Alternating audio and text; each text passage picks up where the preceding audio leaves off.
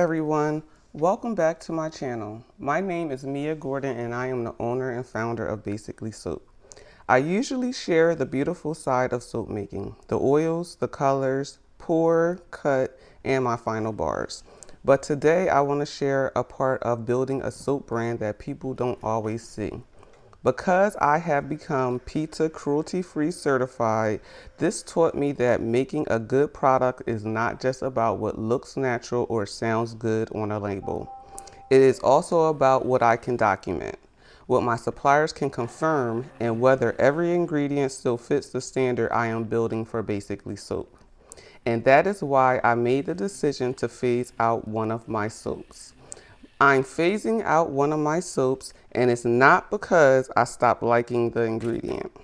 One thing in becoming PETA cruelty-free certified has taught me is the natural ingredients are not automatically the right ingredients for my brand. As a soap maker, I have always cared about what goes into my products, but going through the certification process made me look even deeper, not just at the ingredients itself, but at the supplier, the intended use, and the documentation behind it.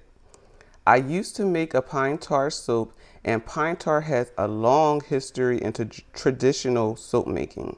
But during my documentation process, I learned that the supplier I used did not intend their pine tar for cosmetic use and would not provide me cruelty-free documentation I needed for my company files. This was a big lesson for me.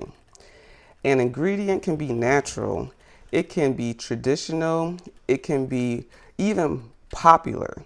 But if I cannot document it properly, it does not fit the standard I am building for Basically Soap. So I made the decision to phase out pine tar soap. This is not about fear. This is about growth, transparency, and responsibility. Basically, soap is becoming a stronger brand with higher standards behind every bar. Pine tar is not a trendy ingredient that just appeared online. It is made by heating pine wood, roots, stumps, or resin-rich fat wood under controlled low oxygen conditions so the wood gives off a dark tar-like liquid.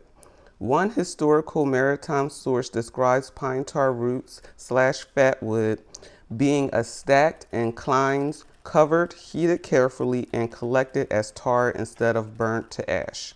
Historically, pine tar was heavily tied to ships, rope, wood, and waterproofing. Maritime uses mattered because Maritime uses mattered because wooden vessels needed protective materials for cordage, oakum, and wood. A maritime history source notes that tar and tar oils were added to paints, stains, disinfectants, soaps, and floating oils, while oakum and cordage used much of the pine tar produced. That is why many suppliers today still sell pine tar for wood preservation, rope sealant, baseball bats, and equestrian care instead of cosmetics.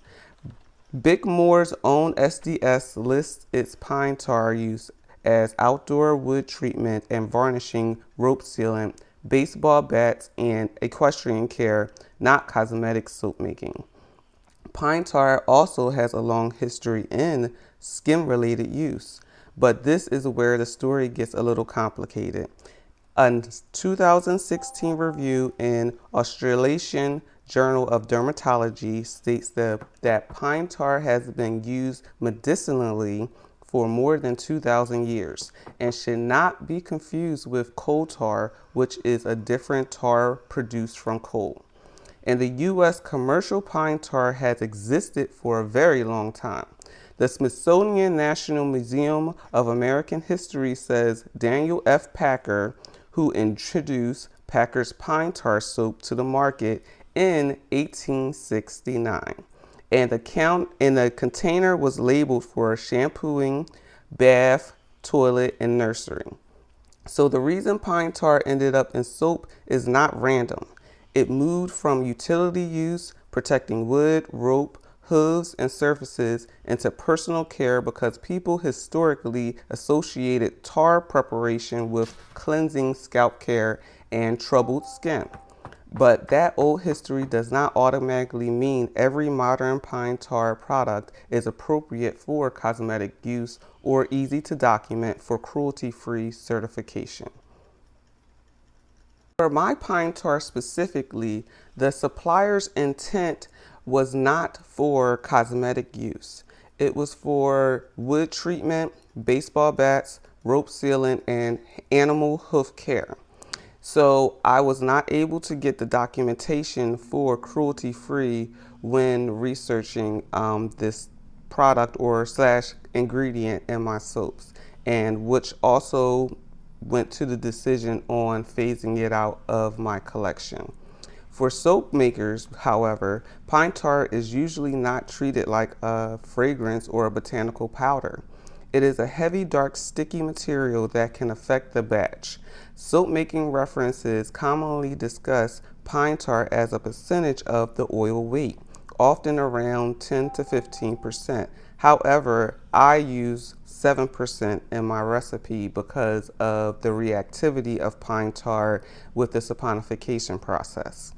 Some soap makers also mention higher ranges. That is not recommended by me. I do not recommend higher ranges of pine tar in your soap. Pine tar use in soap is a great ingredient to incorporate. This is a decision I had to make for my brand and my business and the growing of my business. However, I will still be making pine tar soap for personal use because of its benefits, and I want you all to look up my other pine tar video which explains about the different benefits of using pine tar in my soaps. But the history of pine tar goes back past, of course, the 1800s. It just was branded in 1869 by Packer for the pine tar soap. And I just wanted to say this and not scare you away from pine tar, but just educate you on your ingredients and doing your research. The decision about the growth and transparency and making sure that Basically Soap continues to meet the standards I've committed to as a PETA cruelty certified brand is very important to me. Natural is not enough, popular is not enough, traditional is not enough. For Basically Soap, documentation matters. And if you found this helpful or you want to learn more about the behind the scenes side of soap making, please like this video, subscribe to my channel, and comment below with any questions you have. You can also follow Basically Soap on Instagram and Facebook or TikTok for more soaping videos, product updates, and behind the scenes content. Thank you for watching, and thank you for supporting a small business that is growing with intention.